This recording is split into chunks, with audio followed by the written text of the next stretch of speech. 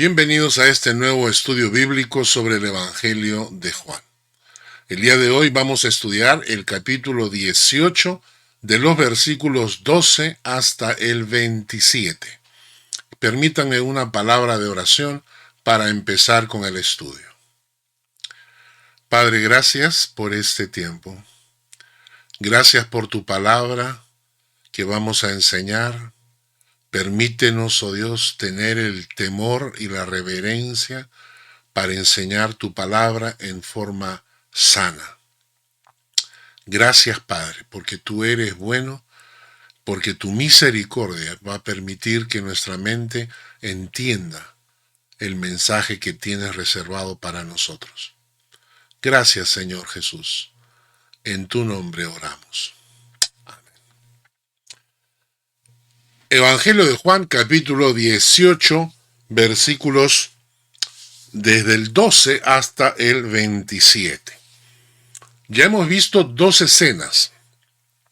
Jesús terminó la Santa Cena, se fueron al huerto de Getsemaní a orar con los discípulos, e inmediatamente llega Judas con los soldados para tomarlos presos. Hay este problema con el siervo del sumo sacerdote, en que Pedro le corta la oreja, Jesús lo sana y ahora lo tomaron preso. Lo siguiente que va a ocurrir es que se van a llevar a Jesús a la casa de Caifás. A la casa de Caifás. Caifás es el sumo sacerdote en ese momento. Entonces van a llevar a Jesús a la casa de Caifás. En el patio, dentro de su casa, ahí va a ocurrir todo este evento, toda esta noche va a pasar Jesús en el patio de la casa de Caifás. Primero, Jesús va a ser llevado donde Anás. Es llamado sumo sacerdote Anás, pero es el suegro de Caifás. Ahora, Anás fue el sumo sacerdote desde el año 6 después de Cristo, es decir, cuando Jesús tenía 6 añitos de edad, hasta el año 15 después de Cristo, ¿okay? Cuando Cristo tenía 15 añitos, entonces Anás era el sumo sacerdote. Y como para los judíos el sacerdocio era de por vida, por eso le siguen llamando sumo sacerdote a Anás, aunque ya no ejercía como tal. El que ejercía era su yerno, Caifás. Entonces, oficialmente, el sumo sacerdote, que era uno solo, era Caifás. El suegro, Anás, con el que Jesús va a tener su primera entrevista, es llamado sumo sacerdote, pero en realidad no lo era. Ahora, lo que hay que entender en esta situación es que cuando Anás era sumo sacerdote en el año 15, fue depuesto por los mismos romanos. ¿Por qué razón? Perdón. Porque para ese entonces el sumo sacerdocio se había convertido en una posición política. Normalmente el sumo sacerdote era el representante ante Dios del pueblo hebreo. Es decir, el pueblo hebreo tenía en el sumo sacerdote su representante. Se supone que el sumo sacerdote tenía que ser un hombre íntegro, digno, respetuoso, conocedor de la Escritura para guiar al pueblo en los caminos de Dios. Se supone que el sumo sacerdote tenía que ser una persona intachable, con un testimonio intachable, que se ganara la autoridad y el respeto no solamente de los hombres, pero de Dios mismo. El sumo sacerdote tenía que ser el representante de Dios ante el pueblo y el representante del pueblo ante Dios. Pero para la época de los romanos con su poder, lo que comenzaron a hacer es a determinar quién era el sumo sacerdote de acuerdo a sus conveniencias y gustos políticos. Los gobernantes, los gobernadores, elegían sumos sacerdotes que eran simpatizantes o por lo menos tenían el carácter doblegado, arrodillado ante los romanos. Entonces, lo que tenemos ahora es un sumo sacerdote Caifás, que es un personaje político y que su vida espiritual deja muchísimo que desear. Su suegro, Anás, también fue de la misma categoría, de la misma calaña. Ahora, en realidad, el nombre completo de Caifás es José Caifás, ¿no? José Caifás. Y para reflexionar, hay que pensar en lo siguiente, ¿no? A través de los siglos, el diablo siempre ha querido meterse en la iglesia y en el pueblo hebreo también. El diablo siempre ha querido infiltrarse, meterse dentro del sacerdocio judío y ganar algunos corazones y convertirlos en instrumentos de maldad y de mal testimonio al interior del pueblo hebreo. Y después, cuando vino Cristo y sembró la iglesia, cada vez el diablo ha intentado lo mismo, meterse en la iglesia a través de personajes que son lobos vestidos de pastores para engañar al pueblo y llevar a la mayor cantidad de creyentes sinceros a la perdición. Y esto muchas veces ha ocurrido. Y a través de la historia lo que hemos tenido nosotros es que, al igual que en el pueblo hebreo, con estos sumos sacerdotes políticos y no espirituales, también lo hemos tenido al interior de la iglesia. Cuando el diablo se ha infiltrado en el liderazgo de las iglesias, en las autoridades de las iglesias, y se han aprovechado de esa posición políticamente. Y por eso es que la iglesia ha tenido su época oscura. Tenemos épocas donde la iglesia estaba tan podrida. La época de los papas Borgia es una época asquerosa para la historia de la iglesia. Eran gente que estaban metidas en la cúspide, en la punta del liderazgo religioso, y eran gente tan desalmada, tan malvada, políticamente corrompidos, que aprovechaban de su posición religiosa para abusar. Hoy en día está pasando exactamente lo mismo. Hoy en día tenemos una época de la iglesia que para mí es una de las épocas más vergonzosas que está pasando la iglesia cristiana a nivel mundial. Es una vergüenza la cantidad de profetas mentirosos que se han metido en la iglesia, que están utilizando el título para profetizar mentiras. Toda la cantidad de hombres que salieron a profetizar que el señor Donald Trump iba a salir reelegido, tuvieron que callarse la boca cuando sus profecías no se cumplieron. Pero como son tan hipócritas, ahora salen a decir que no, que sí se cumplieron, pero en realidad no era como ellos dijeron. La iglesia está saturada no solamente de profetas mentirosos, están saturados ahorita mismo, pastores que están apoyando el homosexualismo, pastoras que se declaran abiertamente lesbianas, supuestos predicadores como dijo Carlos Spurgeon, que ya no serán pastores dirigiendo a las ovejas, sino serán payasos entreteniendo cabras. Eso se está cumpliendo hoy en día. ¿Por qué les menciono esto?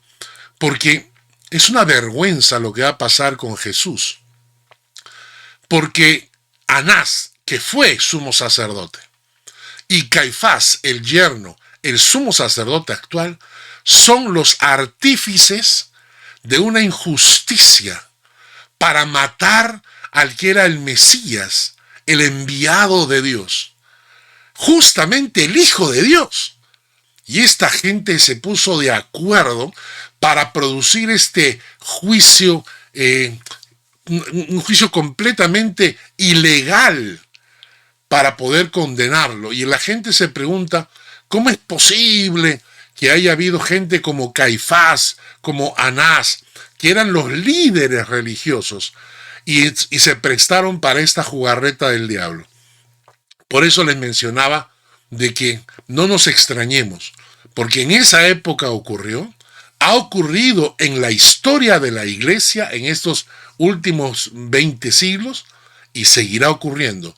Y cada vez será peor, porque nos acercamos a los últimos tiempos, a la venida del Señor. Y la Biblia es clarísima para decir que la iglesia va a estar saturada de mentirosos, de profetas y pastores mentirosos, que van a guiar a las ovejas al infierno y no a la presencia de Dios. Así que abra bien sus ojos, ¿eh? Es su responsabilidad, de nadie más, es su responsabilidad estar seguro de que la iglesia donde usted asiste le está predicando sana doctrina. Que usted vaya a una iglesia no por la musiquita, no por el baile, no por el ambiente. Vaya a una iglesia donde los pastores enseñan doctrina sana, doctrina que lo confronte a usted con su pecado. Porque ocurrió con Caifás, con Anás, y siguió ocurriendo y volverá a ocurrir. Y es responsabilidad suya evaluar si la iglesia donde usted está le están enseñando doctrina sana. Si no es así, si usted se queda en una iglesia por otros factores que no son una doctrina sana, se queda por el ambiente, por los amigos, porque salen a comer, porque salen a pasear, y se atora en esa enseñanza distorsionada del evangelio, es responsabilidad de usted.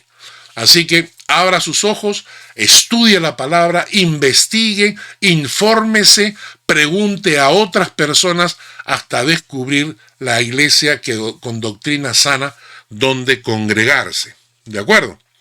Entonces, vamos a repetir lo que va a ocurrir. Lo han tomado a Jesús preso, lo van a llevar para que se encuentre con Anás en la casa de Caifás. Caifás va a improvisar un concilio. ¿Qué cosa era el concilio? El concilio estaba compuesto por sacerdotes, ancianos del pueblo, los escribas. Entonces, sacerdotes, ancianos y escribas. Caifás organiza un concilio improvisado para juzgar a Jesús en su casa. Bien, cuando terminan de juzgarlo, ya han determinado que lo van a matar, ¿no? No le han dejado ni defenderse. Entonces estas personas se van a dormir a su casa y Jesús se va a quedar en el patio de la casa de Caifás. Y en ese patio los soldados van a abusar de él, lo van a golpear, lo van a escupir y además en ese patio va a estar presente Pedro y un discípulo que la Biblia no menciona exactamente quién es. Y van a estar durante toda la noche viendo cómo torturan a Jesús. Y muertos de miedo, Pedro negará al Señor. Pedro negó al Señor en el patio de la casa de Caifás. Cuando amanece, canta el gallo. Y después de cantar el gallo, van a volver a tener una pequeña reunión, Caifás y sus secuaces, para luego llevarse a Jesús a donde Pilatos. Así que el día de hoy vamos a estudiar esta noche, la última noche de la vida de Jesús con vida terrenal, digamos así, en esta tierra. Así que nos vamos a Juan, capítulo 18, y vamos a ver los versículos 12 al 14. Juan, capítulo 18, versículos 12 al 14. Entonces la compañía de soldados, el tribuno y los alguaciles de los judíos prendieron a Jesús y le ataron. Y le llevaron primeramente a Anás, porque era suegro de Caifás, que era sumo sacerdote aquel año. Era Caifás el que había dado el consejo a los judíos de que convenía que un solo hombre muriese por el pueblo. ¿Ven? Entonces lo toman a Jesús preso, lo llevan, dice, atado, ¿no? Y lo llevan a la casa de Caifás. Pero primeramente se va a encontrar con Anás. Versículos 19, Juan 18, versículos 19 al 24. Y el sumo sacerdote preguntó a Jesús acerca de sus discípulos y de su doctrina. Jesús le respondió: yo públicamente he hablado al mundo. Siempre he enseñado en la sinagoga y en el templo, donde se reúnen todos los judíos, y nada he hablado en oculto. ¿Por qué me preguntas a mí? Pregunta a los que han oído que les haya yo hablado. He aquí, ellos saben lo que yo he dicho. Cuando Jesús hubo dicho esto, uno de los alguaciles que estaba allí le dio una bofetada, diciendo: ¿así respondes al sumo sacerdote? Y Jesús le respondió: si he hablado mal, testifica en qué está el mal. Y si bien, ¿por qué me golpeas? Anás entonces le envió atado a Caifás, el sumo sacerdote. Lo que ocurre es que Anás está tomando una posición preguntando sobre los discípulos y la doctrina, cuando lo han llevado arrestado sin razón alguna. No tienen ninguna razón para arrestarlo. Y eso lo sabe Anás, que es el compinche de Caifás, de su yerno. Entonces han llevado a Jesús contra la ley, lo han llevado atado, y ahora aparece este personaje, el suegro, Anás, para hacer preguntas teológicas acerca de sus discípulos y de su doctrina. Y Jesús, en realidad lo que Jesús le está diciendo es: ¿qué pregunta tonta me estás haciendo? Me tienes atado, me han arrastrado como delincuente, me han golpeado sin causa, y tú te haces el desentendido y preguntas por mi doctrina, preguntas por mis discípulos. ¿Acaso no sabes? Y por eso Jesús dice: yo he hablado públicamente. Ahí donde todos se reúnen, los judíos, tú también. Y nada he hablado en oculto. Entonces, ¿por qué me preguntas tonterías? Pregúntale pues a los que escucharon, ¿no? Y en ese momento, un personaje, no sabemos quién es, pero es uno de los alguaciles, cometió, creo yo, el más grande error de toda su vida. El individuo agarró y le tiró una bofetada al Hijo de Dios. Aquel que volverá como Rey de Reyes y Señor de Señores. Aquel que se iba a sentar a la diestra de Dios y que va a gobernar, y dice que Dios va a poner hasta que toda rodilla se doble delante de él. Y este individuo, este alguacil, se atrevió a levantarle la mano y tirarle una bofetada al Hijo de Dios. Aún hasta ahora, me imagino que ese alguacil debe estar llorando en el infierno. Y Jesús le responde: si he hablado mal, testifica pues en qué está mal, qué he dicho, qué parte de mi respuesta al sumo sacerdote está equivocada. Entonces, si he hablado mal, testifica pues en qué está mal. Y si bien, entonces, ¿por qué me golpeas? Ante esta conversación, Anás se da cuenta que no tiene nada que hacer, así que lo envía atado a Caifás. Como les dije yo, Caifás está organizando un concilio improvisado, ¿no? Y interesante es que el apóstol Juan no menciona la conversación con Caifás. El apóstol Juan, en el Evangelio de Juan, solo menciona este altercado con Anás. Pero en Mateo, capítulo 26, Mateo sí nos relata esto. Mateo nos dice: los que prendieron a Jesús le llevaron al sumo sacerdote Caifás, a donde estaban reunidos los escribas y los ancianos y los sacerdotes, ¿no? Entonces, Juan no menciona esta reunión con Caifás, solamente menciona la reunión con Anás. Y todos los evangelios mencionan la reunión con Caifás, pero no mencionan la reunión con Anás, ¿ok? Entonces, en este juicio sumario estaban reunidos el concilio, los escribas, los ancianos y los sacerdotes. Versículo 58. Mas Pedro le seguía de lejos hasta el patio del sumo sacerdote y entrando se sentó con los alguaciles para ver el fin. Y los principales sacerdotes y los ancianos y todo el concilio buscaban falso testimonio contra Jesús para entregarle a la muerte.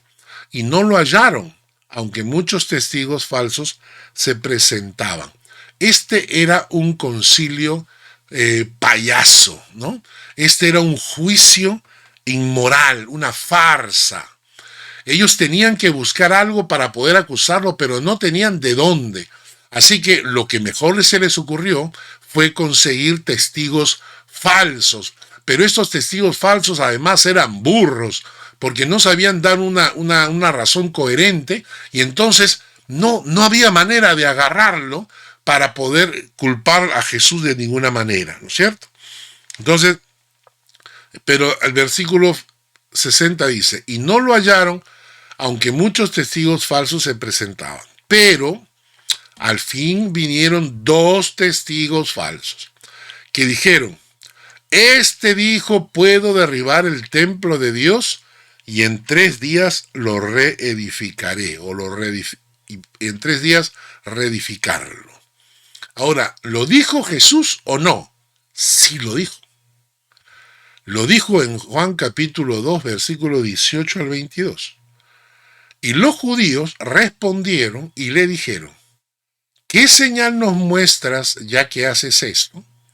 Y respondió Jesús y les dijo, destruid este templo y en 3 días lo levantaré. Dijeron luego los judíos, en 46 años fue edificado este templo, y tú en 3 días lo levantarás. Mas él hablaba del templo de su cuerpo. Por tanto, cuando resucitó de entre los muertos, sus discípulos se acordaron que había dicho esto y creyeron la escritura y la palabra que Jesús había dicho. ¿Qué quiere decir esto? Cuando Jesús le dicen, destruid este templo y en 3 días lo levantaré, y la gente contesta, en 46 años fue edificado este templo, y tú en 3 días lo levantarás. Esa es la diferencia entre las personas que tienen sus ojos en las cosas materiales y los que tienen sus ojos en los asuntos espirituales. La gente que tiene los ojos cerrados, la gente que tiene el corazón ciego, no ve las respuestas espirituales.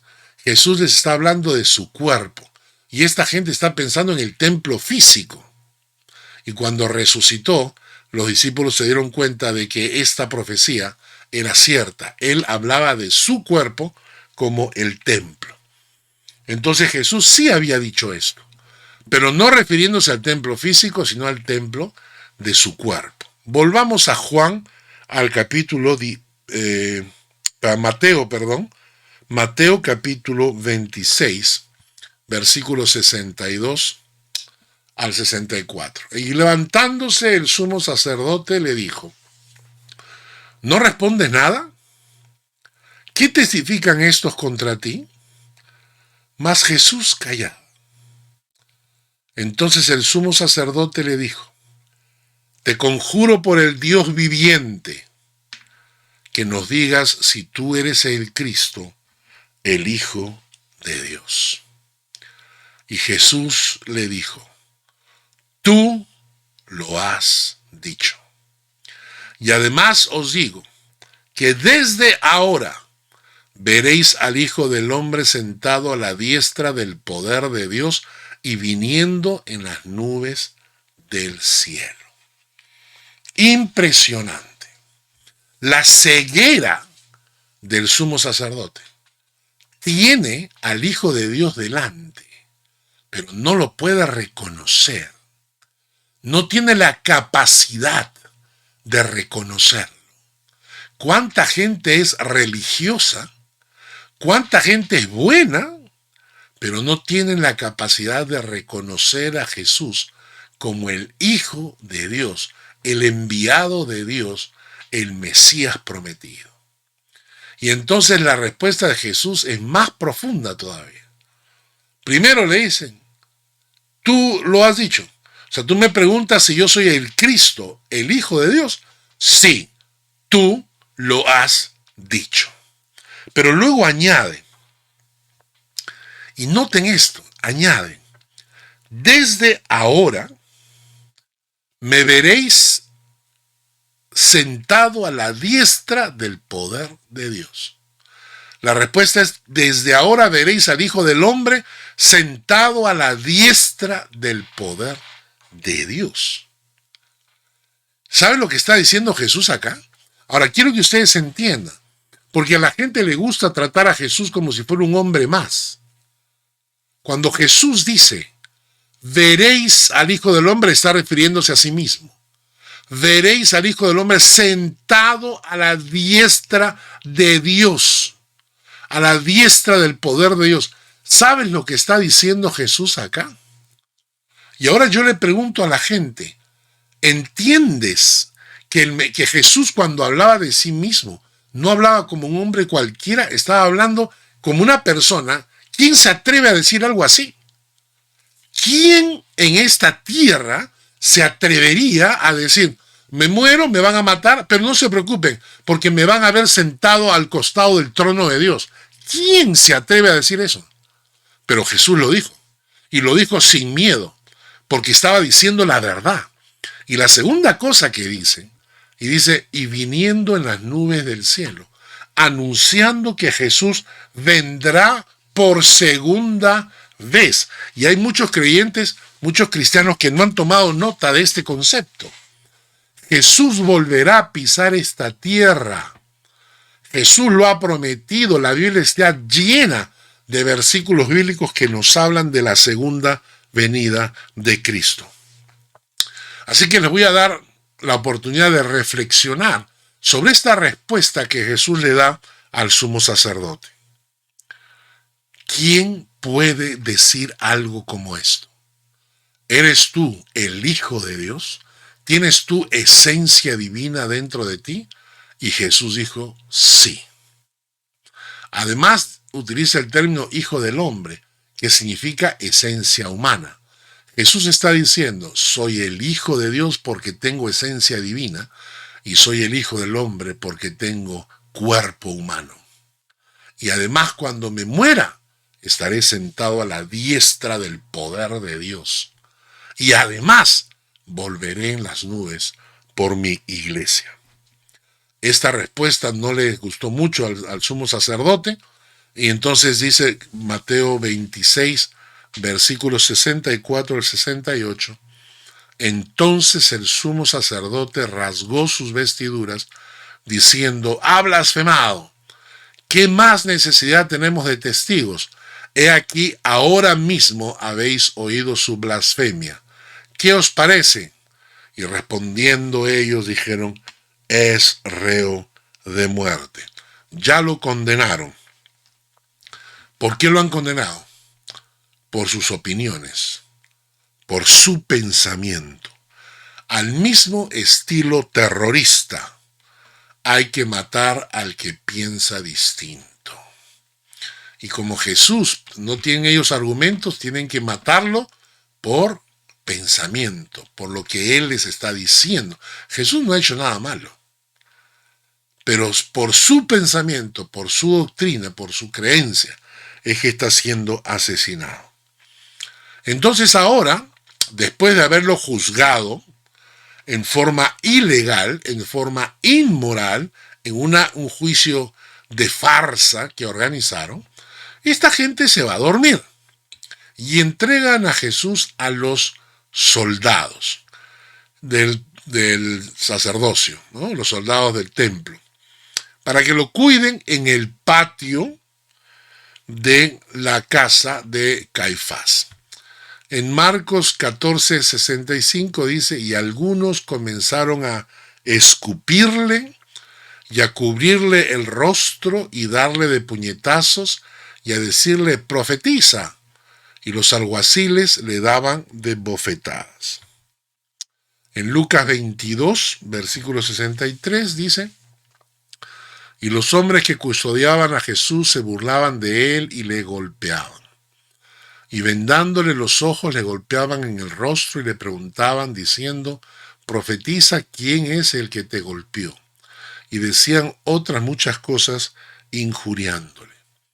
Después de este juicio sumario en casa de Caifás, Jesús va a entrar en una tortura, porque va a estar tirado en el patio de Caifás, va a estar tirado en el piso, y los soldados van a cometer un acto realmente inhumano, porque no solamente le vendan los ojos y le tapan la cara, ¿no?, sino que aprovechan que él no puede ver para golpearlo. ¿Y por qué es así? Porque cuando tú tienes los ojos abiertos y ves que viene el golpe, tú por tendencia natural tiendes a esquivar el golpe. Y entonces te puede golpear, pero puedes esquivar de alguna manera y de repente el golpe no llega en seco. Pero cuando te tienen vendado y te tienen con la cabeza tapada y te dan un golpe en la cara, entonces recibes el golpe en seco. No tienes oportunidad de defenderte. Entonces le están destrozando el rostro. Y sabemos que es una noche fría porque dice Lucas 22, versículo 55. Habiendo ellos encendido fuego en medio del patio, se sentaron alrededor y Pedro se sentó también con ellos. Entonces, hace mucho frío, Jesús no recibe ni siquiera agua para beber, lo están golpeando, lo están desfigurando, están llenándole el rostro y el cuerpo de hematomas porque los soldados están abusando de su poder. Esta es la noche en que Jesús pasó antes de ser crucificado. Y todo lo hizo por ti y por mí. Hace unos días atrás le escuchaba una canción y puse un comentario en el internet, una canción que decía, te amo más que a mi vida, Señor, te amo más que a mi vida. Yo me pregunté si puedo conocer, si puedo mencionar a 5 o a 10 cristianos que pueda yo decir, creo que ellos pueden cantar esta canción. Jesús, te amo más que a mi vida. ¿Cuántos cristianos conozco que estén dispuestos a dar su vida por el Señor? Y cuando estaba orando un poco frustrado, porque la verdad es que no encontraba muchos nombres como para mencionar, entonces aparece el Señor y me dice, no se trata de que tú me ames más que a tu vida, se trata de que yo te amé más que a mi propia vida. Y por eso estuve dispuesto a aceptar el castigo y el dolor. ¿Por qué? Por ti, por mi salvación. Entonces, vamos a entender ahora que Jesús está en el patio, está siendo golpeado, y Pedro llegó a entrar al patio. Miren lo que dice estos textos. Juan 18. Volvemos a Juan 18, versículos 15 al 18. Y seguían a Jesús Simón Pedro y otro discípulo. Y este discípulo era conocido del sumo sacerdote. Y entró con Jesús al patio del sumo sacerdote. Mas Pedro estaba afuera, a la puerta. Salió pues el discípulo que era conocido del sumo sacerdote y habló a la portera e hizo entrar a Pedro. Acá tenemos que entender que Pedro está siguiendo al Señor. Está con miedo, pero lo está siguiendo. Y cuando llegan al patio del sumo sacerdote, solamente un discípulo puede entrar. No nos dice el texto quién es este discípulo. Algunos consideran que por tratarlo en forma anónima es algo muy común del apóstol Juan no mencionar su nombre por humildad.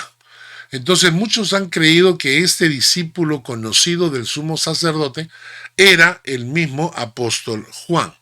Pero, aunque es una costumbre pensar que fue Juan, porque no menciona su nombre cuando él habla de sí mismo, es un poquito complicado pensar que Juan como pescador, un pescador común, fuese conocido o fuese amigo de Caifás, que era el sumo sacerdote, y que vivían en la opulencia. El sumo sacerdote vivía en la opulencia. Entonces es difícil pensar que fuera el apóstol Juan. Más podría ser el apóstol Mateo, porque Mateo había sido cobrador de impuestos, quiere decir que Mateo tenía mucho dinero guardadito, mucho dinero ahorrado. Entonces bien podría haber sido Mateo también. Pero en fin, no sabemos si fue Juan o fue Mateo, la Biblia no lo menciona. Pero Pedro estaba afuera de la puerta. Y entonces este discípulo se acercó a la portera y le abrieron la puerta para que pueda entrar. Ahora, quiero que conozcan cómo era el patio. Si ustedes van a Jerusalén el día de hoy, les van a enseñar este patio como el patio de Caifás. Noten ustedes el tamaño. Mídanlo con la gente que está allí.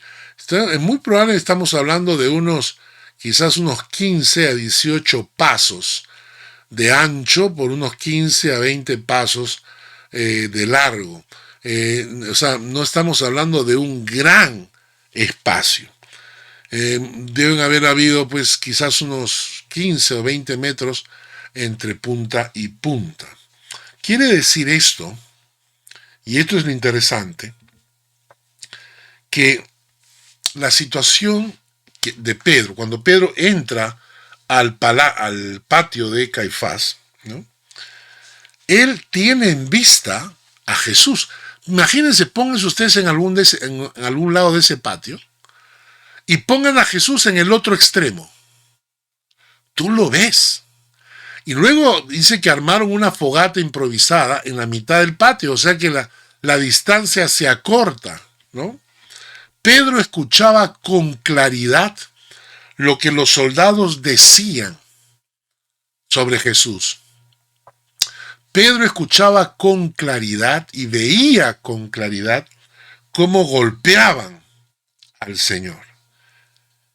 Y esto nos hace pensar que la distancia le permitía también a Jesús escuchar cada vez que Pedro lo negó. Esto debe ser triste.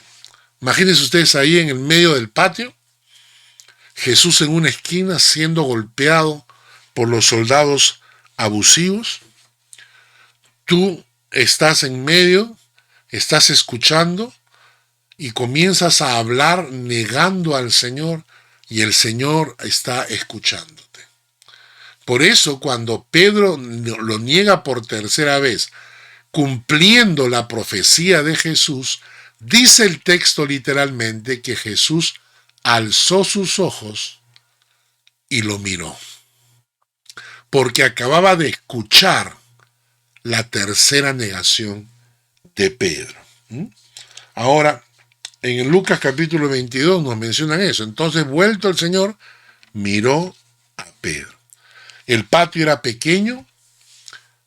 Pedro está viendo cómo los soldados golpean a Jesús. Pedro tiene miedo. Pedro tiene miedo. No está en un lugar seguro. Es decir, si se dan cuenta que él es discípulo de Cristo, probablemente seguiría el mismo camino de tortura que estaban ejecutando contra Jesús. Él no podía salir corriendo del patio de Caifás porque en la medianoche ya estaba cerrado. Entonces, tenía miedo. Pedro tenía miedo. aceptar que era seguidor de Cristo podía implicar su muerte. ¿Mm?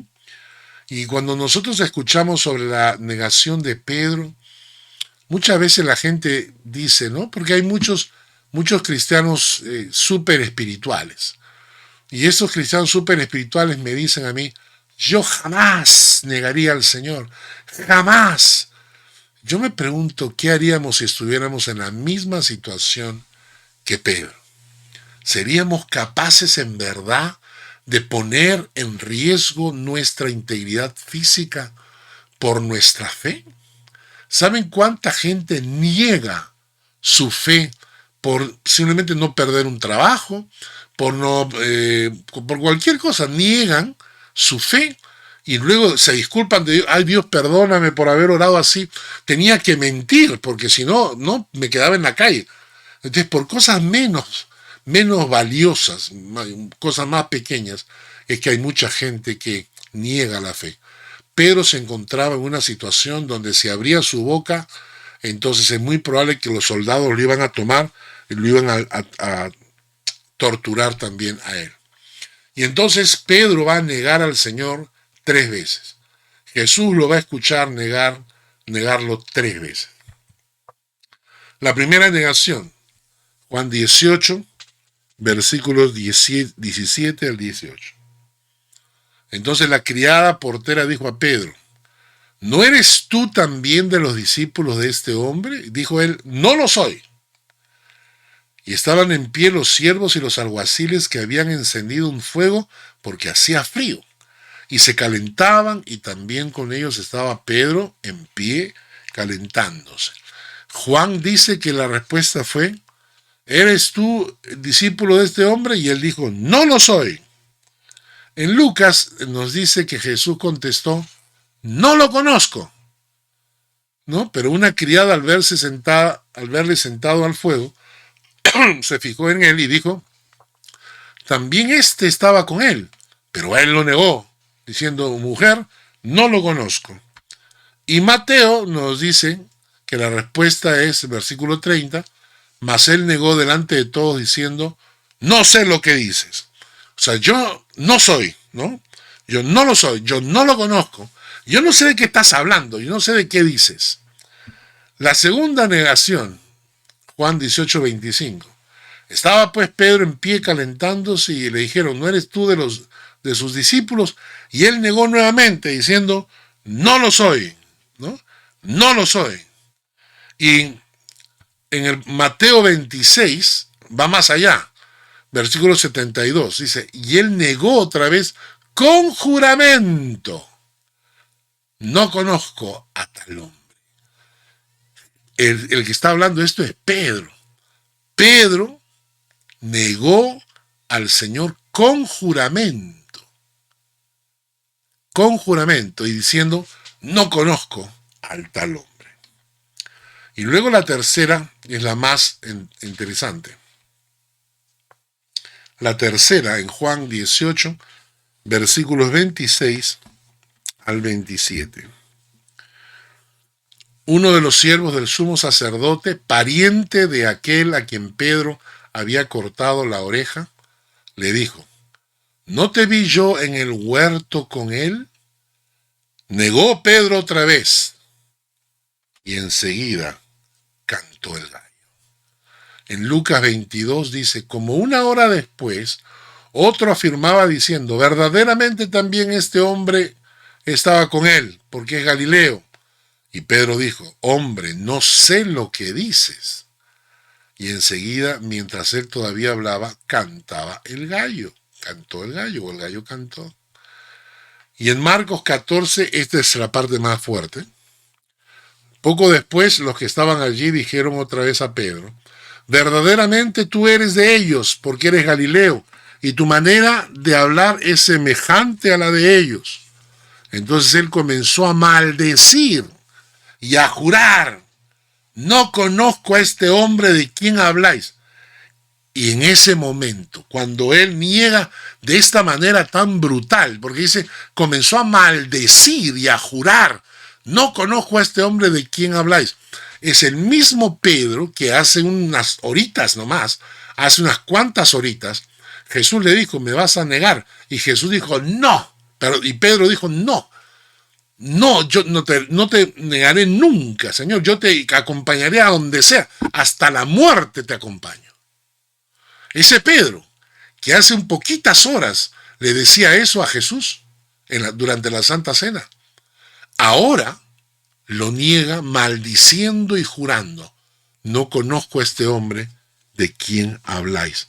Y esto, hermanos, es bien triste. Porque en ese momento, ¿sabes lo que ocurre? Mira.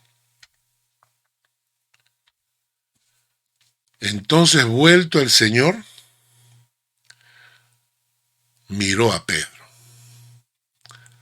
Y Pedro se acordó de la palabra del Señor que le había dicho, antes que el gallo cante, me negarás 3 veces.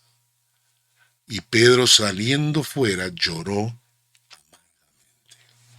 El encuentro de Pedro, ese cruce de miradas, cuando niega por tercera vez a su Señor, y Jesús levanta sus ojos y lo mira. Esa mirada debe haber penetrado hasta lo más profundo del alma.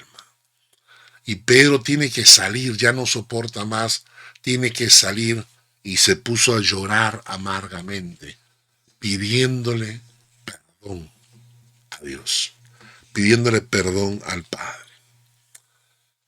Nunca subestimemos la capacidad de un corazón traicionero.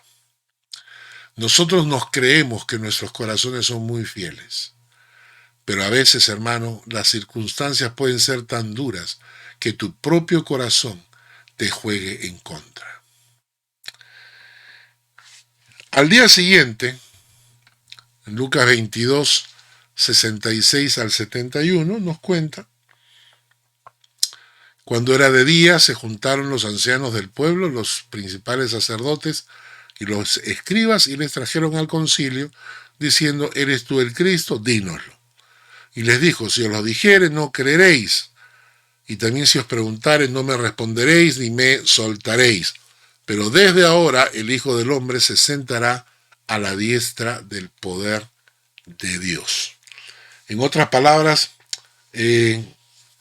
Jesús, cuando estamos acá, cuando le preguntan, ¿eres tú el Cristo? Jesús ya ni siquiera quiere contestar, ¿no? ¿Por qué?